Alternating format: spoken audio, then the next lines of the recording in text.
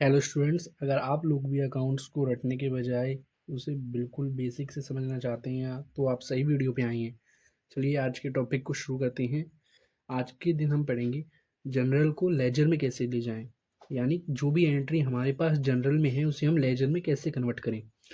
सबसे पहले हम ये समझ लेते हैं जनरल क्या होता है। जनरल एक किताब होती है जिसमें हम अपने सभी अकाउंट्स को एक जगह लिखते हैं। और लेजर क्या होता है? लेजर होता है जिसमें हम हर अकाउंट्स के लिए एक अलग अलग बुक्स कैरी करते हैं, या तो ये कह लीजिए, या उसको अलग अलग करके हम लोग लिखते हैं।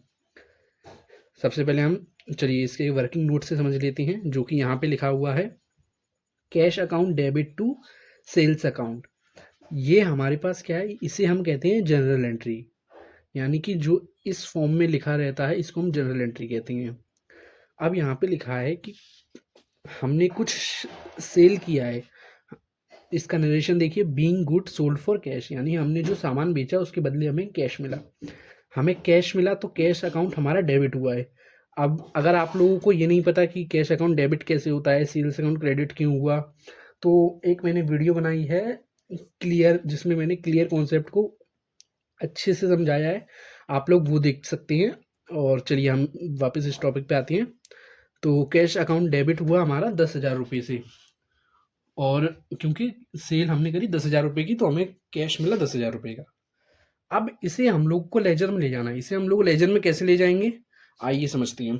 सबसे पहले हम ये देखेंगे, जो चीज़ का हम लेजर बनाएंगे, मान लीजिए अगर हम कैश का लेजर बनाएंगे तो हम एंट्री वहाँ सेल की लिखेंगे, और अगर सेल का लेजर बनाएंगे तो एंट्री वहाँ हम कैश की करेंगे। जैसे कि आई ये देखते हैं, यहाँ पे हमने कैश की एंट्री करी है, यानी कैश का लेजर बनाया है। तो कैश का लेजर बनाया है हमने, तो हम एंट्री किसकी करेंगे, हम सेल्स अकाउंट की करेंगे। सबसे पहले आप लोग एक बात समझिए, कैश अकाउंट क्या हुआ है, डेबिट, यानी कैश अकाउंट के डेबिट साइड क्या आया है, तो वहां पे हम सेल लिख देंगे, उसका अपोजिट वाला लिख देंगे हमेशा।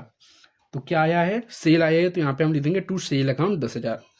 अब मान लीजिए कैश अकाउंट हमें मिला होता, मान लीजिए अगर डेटर से मिला होता, यानी जो हमारे को पैसा देंगे वो होते, तो यहाँ पे भी वो ही आ जाता, तो टू डेटर अकाउंट हो जाता।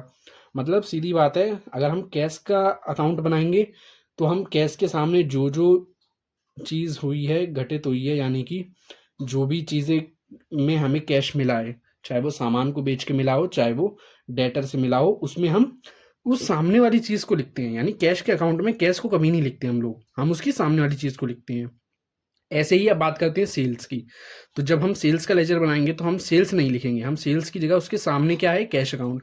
अब देखिए सेल्स अकाउंट क्या है, क्रेडिट, तो यानी सेल्स अकाउंट के क्रेडिट में क्या आएगा, कैश अकाउंट आएगा। ये देखिए यहाँ पे लिखा है सेल्स अकाउंट, और ये डेबिट साइड होता है, लेफ्ट वाला साइड हमारा डेबिट होता है, राइट साइड हमारा क्रेडिट होता है। तो सेल्स अकाउंट क्रेडिट हुआ है, यहाँ पे देखिए क्रेडिट हुआ है, तो सेल्स अकाउंट में क्रेडिट में क्या आया है, बाय कैश। जो चीज़ ऊपर होती है जिसमें आगे कुछ नहीं लिखा तो उसके हम आगे बाय लगा देते हैं, बाय कैश। और मान लीजिए अगर यहाँ पे आता तो टू सेल्स अकाउंट, यानी कि ओ सॉरी टू कैश अकाउंट हो जाता, पर ये हमारा क्रेडिट साइड है तो इसको हम बाय कैश अकाउंट करेंगे। तो आशा है आप लोगों को वीडियो पसंद आया होगा। अगर ऐसे ही आपको छोटे छोटे टुकड़ों में वीडियो को समझना अच्छा लगता है, जिससे कि आप बिना बोर हुए फ्री में और वो भी अच्छे से समझ सकते हैं, हम इस चैनल में आपको बिल्कुल बेसिक से समझाते हैं। कोई जल्दबाजी नहीं, कोई जल्दी नहीं, आराम से समझाएंगे, बेसिक से समझाएंगे, क्लियर करेंगे। कोई सवाल है तो कमेंट बॉक्स खुला है, आप कमेंट में पूछ सकते हैं, नहीं तो आप लोग मेरे को मैसेज कर दें, मैं आपको सीधा रिप्लाई कर दूंगा। चलिए ठीक है, आज की वीडियो में देखा, मिलते हैं डे 9 पे एक और बेहतरीन टॉपिक के साथ। तब तक के लिए धन्यवाद।